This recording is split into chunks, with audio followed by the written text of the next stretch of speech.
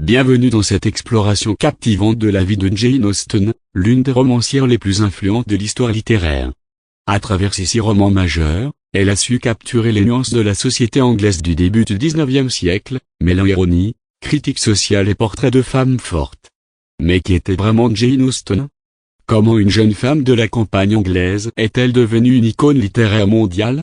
Acte 1, les premiers pas de Jane Austen naît le 16 décembre 1775 à Steventon, dans le Hampshire, en Angleterre.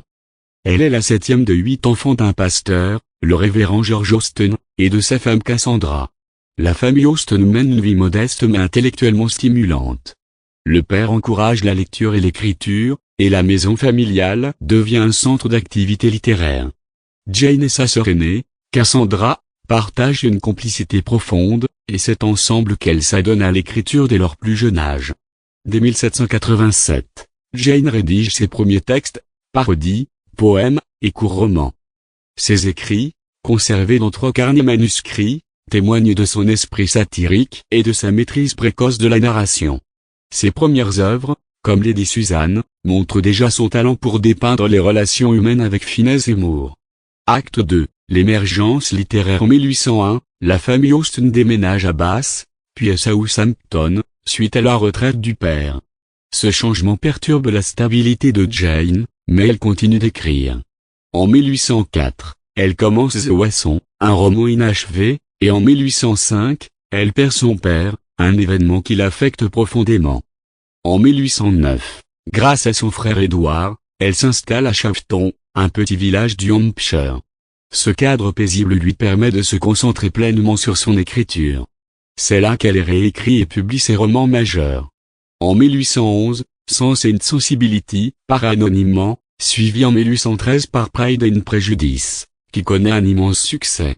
Ces romans, bien que publiés sans mention de son nom, révèlent son talent pour l'observation sociale et la critique subtile des mœurs de son époque.